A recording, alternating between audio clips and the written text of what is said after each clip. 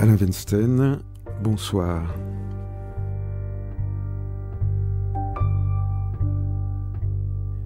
Du jour au lendemain, avec Gérard Genette, qui publie Épilogue au Seuil dans la collection Fiction et compagnie.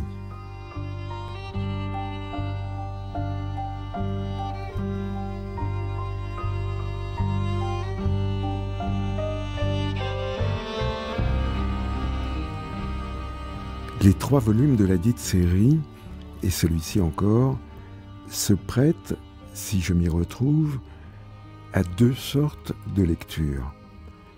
La première, la plus naturelle, consiste à prendre le texte comme il vient, presque au hasard, ou comme on le convoque en le soumettant à cet autre hasard qui est celui du feuilletage stroboscopique que recommandait un jour Gilles Deleuze, sans percevoir ou sans se soucier de ces relations à distance d'une mention à l'autre du même objet. La seconde, que je qualifierais volontiers de curieuse ou d'indiscrète, consiste au contraire à débusquer ces relations pour établir objet par objet la cohérence, ou parfois l'incohérence, de leur évocation. J'emprunte inévitablement à Proust un verbe qui décrit bien, en tout autre propos, et d'ailleurs au prix d'un évident glissement de sens, ce travail facultatif de ravaudage thématique. Je l'extrais de la page célèbre des Jeunes filles en fleurs, où lors de son voyage en train vers Balbec, le narrateur court d'un côté à l'autre de son compartiment pour rapprocher, pour rentoiler les fragments intermittents et opposites de son beau matin écarlate et versatile et en avoir une vue totale et un tableau continu.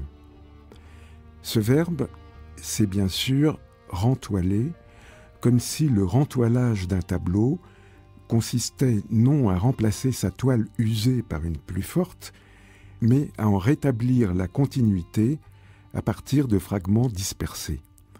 La pratique visée ici est plutôt celle d'un archéologue qui, à partir de tessons éparpillés sur son site de fouille, reconstitue la totalité d'une statue ou d'une amphore antique.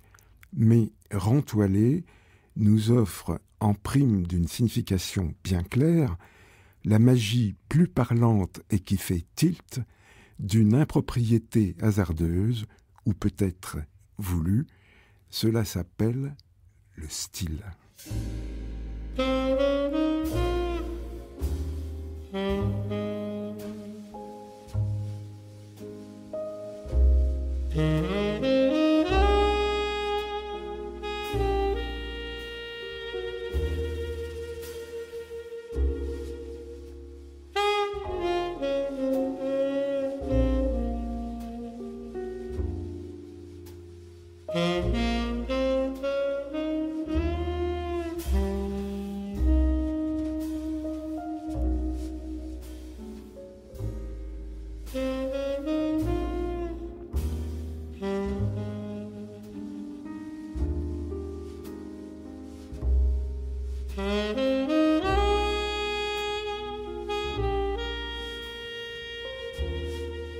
Je ne sais pas, Gérard Genette, si longtemps vous êtes couché de bonne heure, puisque je viens de citer Proust dans le fragment d'épilogue que je viens de lire, mais longtemps vous avez été professeur, dès 1961 en Hippocagne au Mans, puis plus tard à l'université, à la Sorbonne et à l'école pratique des hautes études.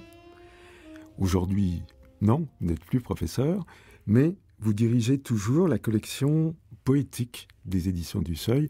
Vous me disiez tout à l'heure ne pas savoir exactement combien de livres vous avez publiés dans cette collection, sans doute une bonne centaine, et il y en a un qui vient tout juste de paraître, qui est très volumineux, un ouvrage d'Andrea Del Lungo, La fenêtre, sémiologie et histoire de la représentation littéraire, où ce professeur de littérature française à l'université de Lille 3 pose la question de savoir à quoi servent les fenêtres en littérature.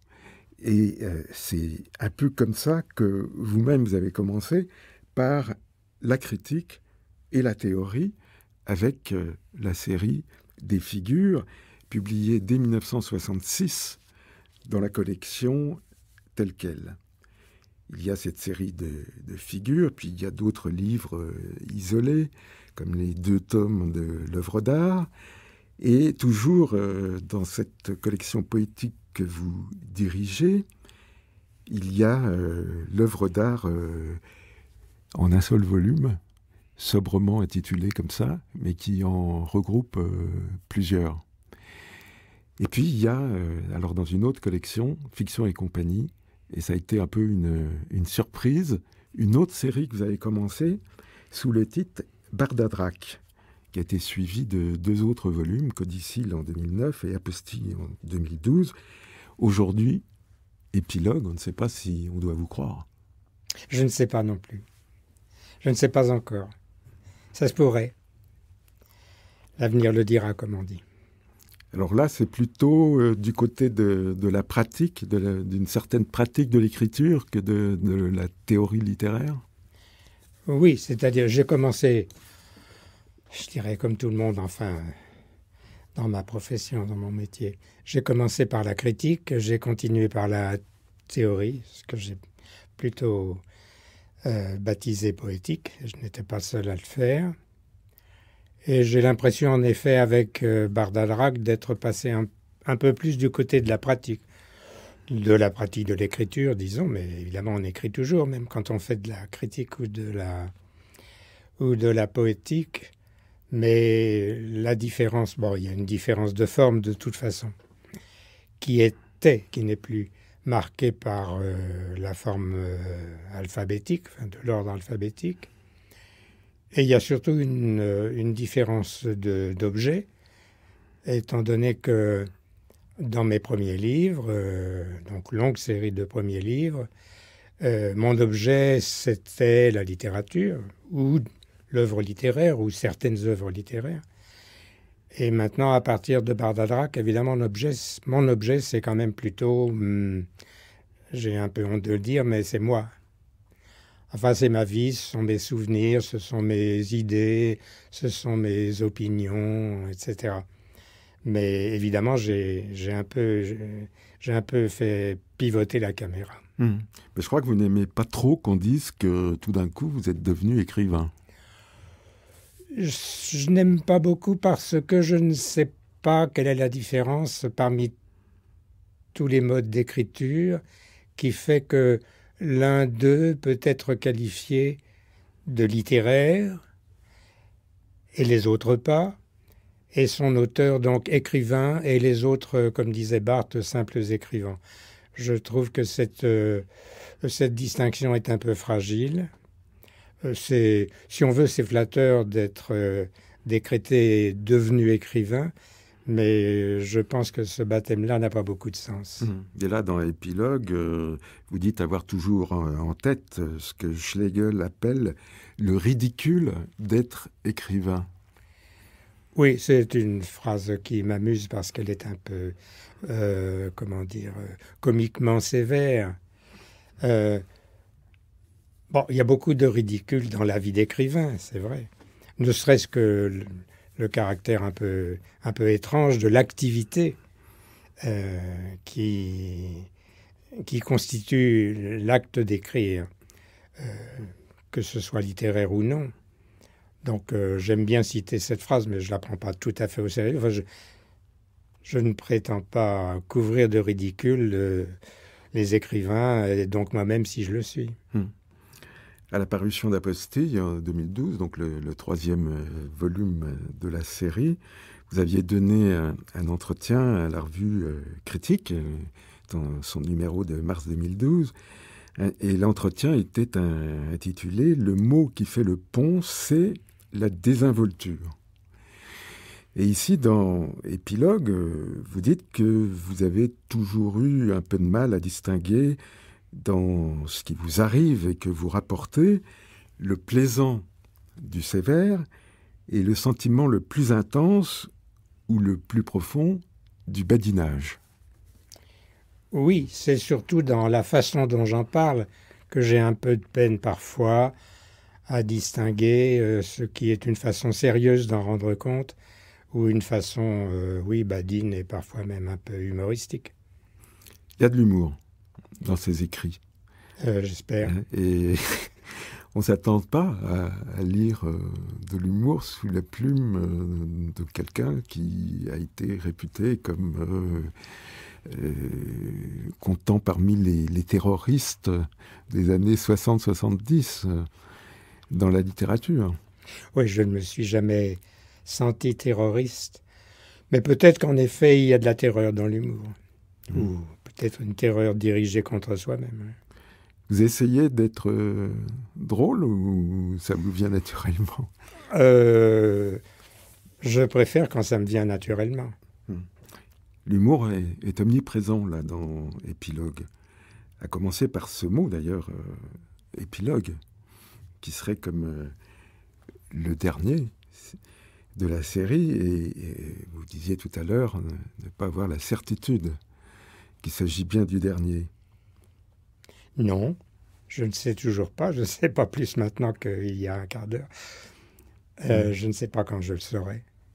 Peut-être que le prochain sera posthume, ce qui me sauverait un peu la mise d'avoir intitulé celui-ci Épilogue, ce qui en ferait le dernier d'une série en Le prochain étant publié ou pas, peut-être sans moi ou en dehors de moi. Mais en fait, je n'en sais rien. Là, vous parlez de la surnuméraire voiture-balai. Oui. Ben oui, non mais ça c'est ce qui se passe partout où il y a un épilogue, y compris dans les romans comme Guerre et Paix par exemple, où l'épilogue vient pour ramasser tout ce qui traîne et dire le dernier mot. Vous aviez un autre titre en vue, la place d'épilogue, Près d'elle. Oui. Près d'elle... Ça, c'est pas de l'humour. Ça peut... Près d'elle, c'est en référence à une espèce de concept, si on veut, qui s'est appliqué aux trois premiers, parce que ces trois premiers peuvent être rassemblés sous le terme de triptyque. Or, assez souvent, en bas d'un triptyque, il y a une espèce de frise picturale qu'on appelle une prédelle. Mais donc j'y ai pensé. J'ai pensé aussi que ce serait un peu trop, prétentieux. Donc j'ai abandonné ce terme, mais qui continue de m'intéresser. D'abord parce que j'aime bien les prédelles. Je préfère souvent les prédelles au triptyque qui la surmonte. Et puis près d'elle, c'est un peu un calembour. Ça peut vouloir... Bon, je ne précise pas lequel. Il y a une prédelle que vous aimez particulièrement, c'est celle de Paolo Uccello, dite du miracle de l'hostie profanée. Oui, c'est la seule que je connaisse vraiment bien. Mais non, j'allais dire, pour moi, c'est la plus belle, mais c'est pas difficile si c'est la seule que je connaisse. Enfin, pour moi, c'est la prédelle par excellence, oui. J'ai toujours eu une grande affection pour cette pièce de peinture. J'en ai eu assez longtemps chez moi une espèce de petite reproduction sur bois que j'avais dû acheter au musée d'Urbino, puisque cette prédelle d'Uccello se trouve au palais ducal d'Urbino. J'avais acheté ça, j'avais rapporté ça comme je pouvais, dans ma petite voiture sans doute. Et voilà, j'en ai fait cadeau à ma fille aînée, qui l'a eu longtemps devant elle sur son bureau. Puis elle est partie en l'emportant, et quand je lui ai demandé ce qu'elle était devenue, la prédelle, elle m'a dit « je n'en sais rien ». Ce qui était une bonne façon de finir. Et j'imagine que dans votre bibliothèque en bonne place, il y a le livre de Jean-Louis Schaeffer. Il n'est pas dans ma bibliothèque, mais je le connais bien, oui. Ouais, sur l'hostie profanée. Oui.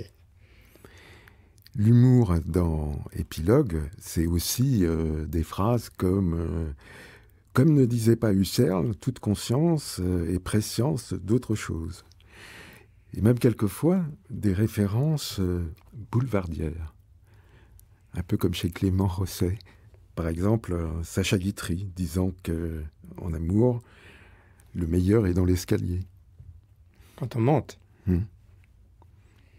Oui, oui. Parce que quand on descend... Enfin, non, je ne sais pas. Ça dépend des fois. Mais oui, j'ai une certaine tendresse un peu honteuse pour le théâtre de boulevard. Pour le théâtre Édouard VII, par exemple, en ce moment. Pour la mise en scène de... J'ai oublié son prénom, Murat. Bernard Murat, oui. Voilà. J'aime assez le théâtre de boulevard, oui. Enfin, c'est un plaisir un peu coupable, mais j'y puise parfois quelques inspirations que je suis obligé de reconnaître comme boulevardières, oui. Mais ça me vient probablement de mes origines. Mon père avait ce tour d'esprit-là. Je l'ai conservé. Enfin, il me l'a légué.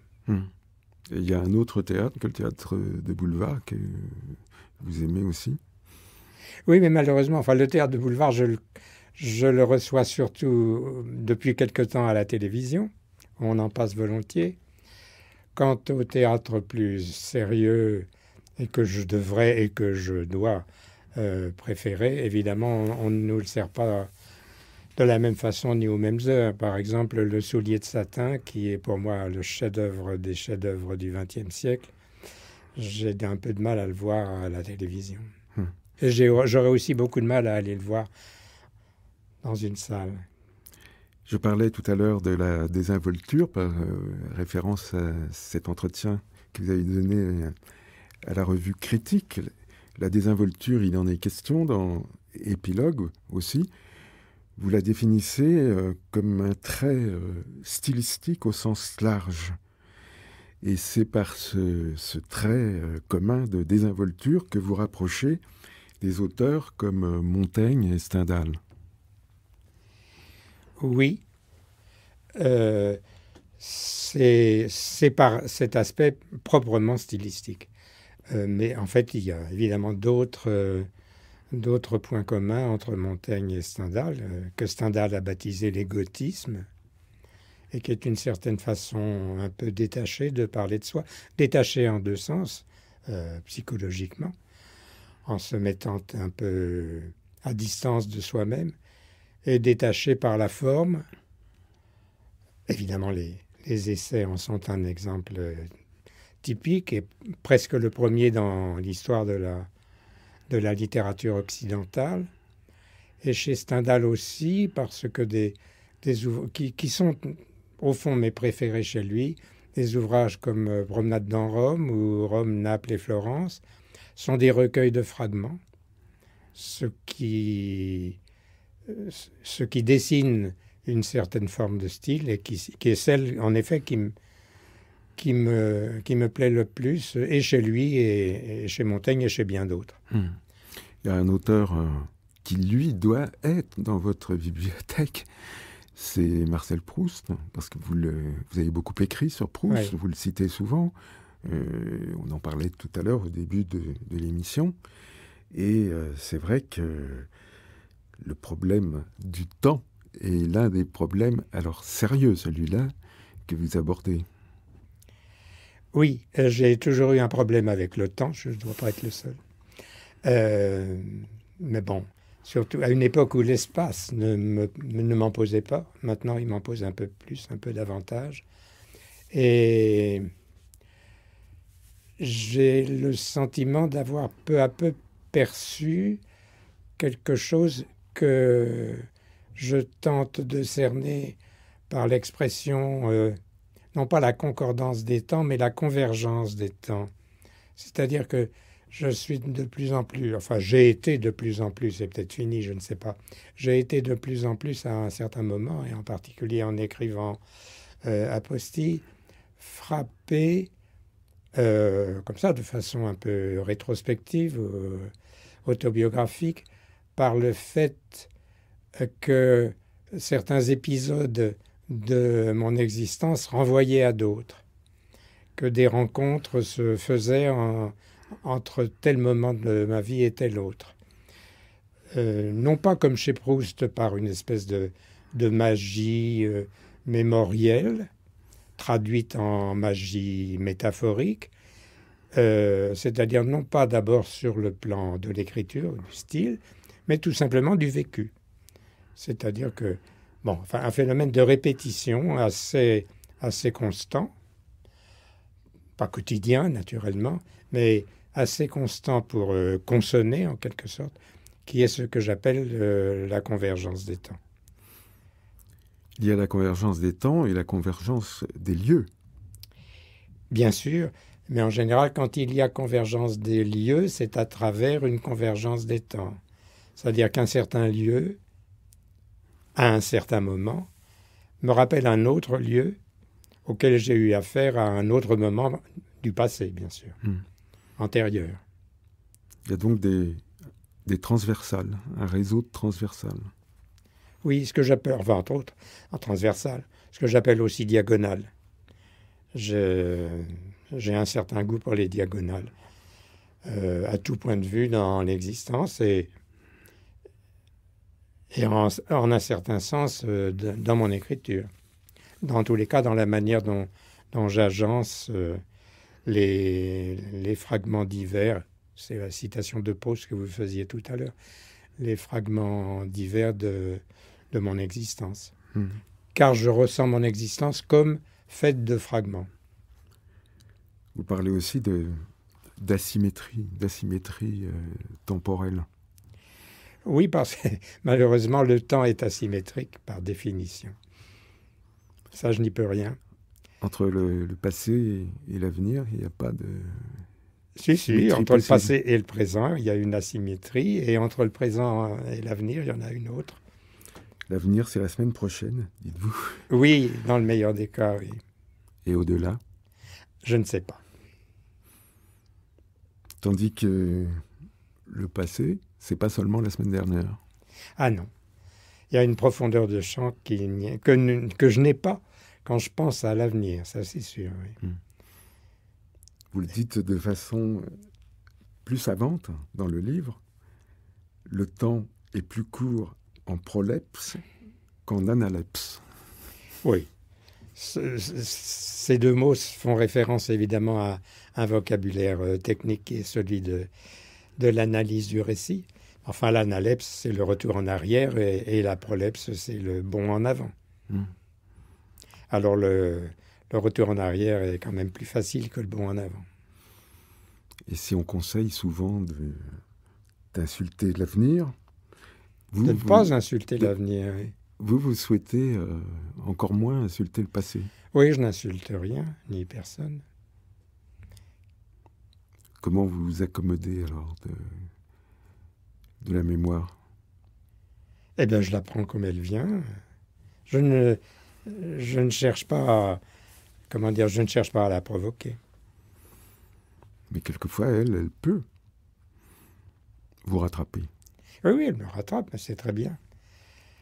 Et vous ne la dominez pas forcément? Bien sûr que non. Personne, je pense, ne domine sa mémoire. C'est une amie? Dans l'ensemble, oui. Surtout pour ce que j'en ai à faire aujourd'hui. Sans mémoire, je serais un petit peu sans outils.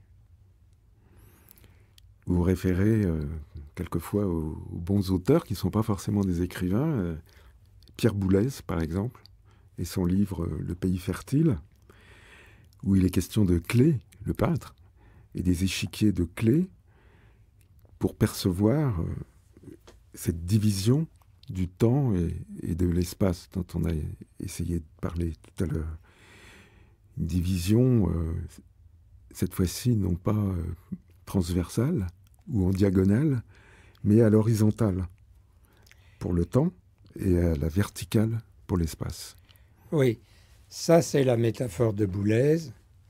Je lui en laisse, non pas la responsabilité, mais la paternité. Mais enfin, ça m'a permis en effet de me faire une certaine idée de cette espèce de quadrature entre la verticalité et l'horizontalité, que lui, évidemment, analyse en termes de lignes mélodiques et d'empilement de sons dans les accords, dans l'harmonie.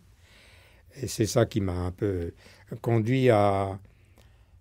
qui m'a conduit à m'intéresser un peu aux quelques pages qu'il consacre À Clé. à Clé et à la musique en général, enfin, étant donné que pour lui, et à juste titre, Clé est le peintre par excellence de la musique.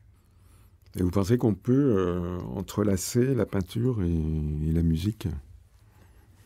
Eh ben, c'est ce qu'a fait Clé, c'est ce que fait Boulez en tout cas à sa suite.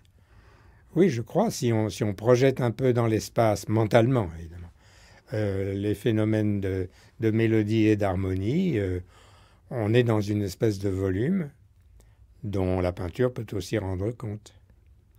Vous dites aussi un grand bien dans votre livre d'un ouvrage publié au Seuil dans une autre collection, L'Ordre philosophique, l'instrument de musique de Bernard Sèvres, qui est venu ici dans cette émission en parler, je crois que c'était au printemps dernier. Et la musique, c'est pour vous un motif de réflexion permanent? Oh, c'est surtout un motif de plaisir permanent, oui. Je vis vraiment, et de plus en plus, pour toutes sortes de raisons, je vis essentiellement dans une espèce de bain de musique, tantôt plus intense, tantôt plus détendu. Enfin, oui, la musique est mon art préféré. Ça n'est pas la littérature, mais on pratique ce qu'on peut, ce qu'on est capable de pratiquer. Donc je ne pratique pas la musique, mais effectivement, je baigne dans la musique. Je baigne dans la musique beaucoup plus que dans tous autres arts, et en particulier beaucoup plus que dans la littérature. Je lis beaucoup moins que je n'écoute. Mais pour illustrer votre propre parcours, vous avez tendance à vous référer à un grand peintre, Picasso, et ses périodes successives. Hein, vous reprenez ce motif des périodes où, par exemple, Figure et Métalepse, ça serait une période plutôt cubiste, quand il s'agissait de s'attacher moins aux choses qu'aux relations entre les choses. Cette formule de Georges Braque, fameuse.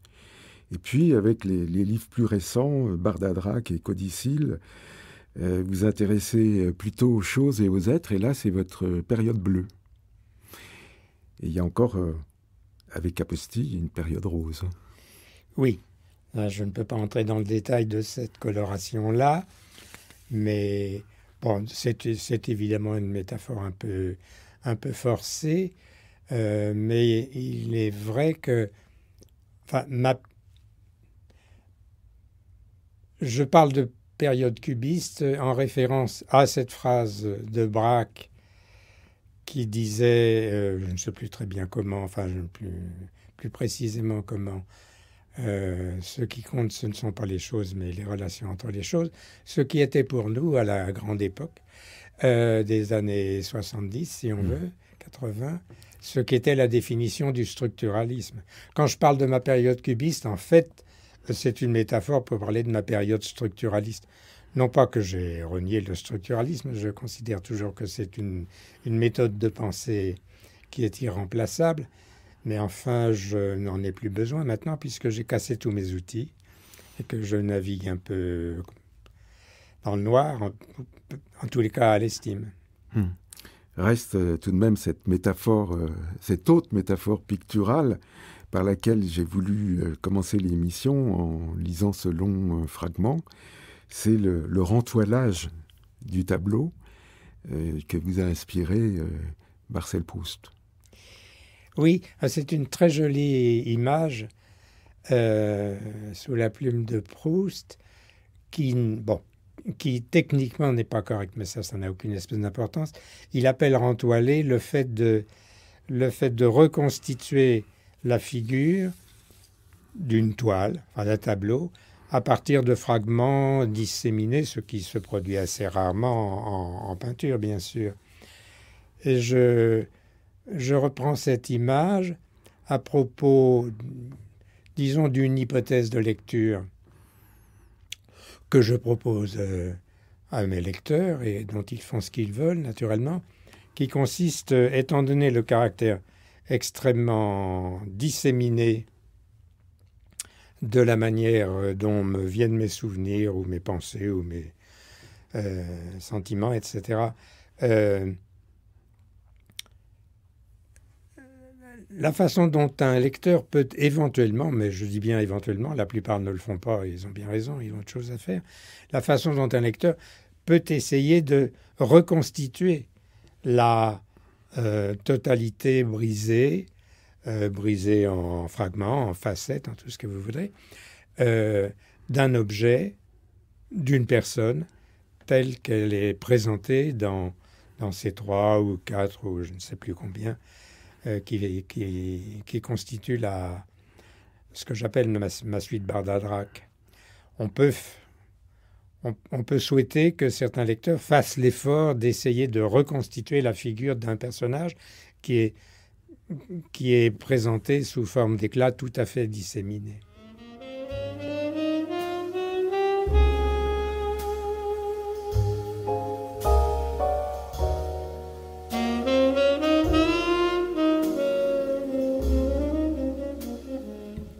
Épilogue. Le livre de Gérard Genette est publié au Seuil dans la collection Fiction et compagnie. Du jour au lendemain, Olivier Dupré, Anne Franchini, Didier Pinault, Alain Winston. Bonsoir.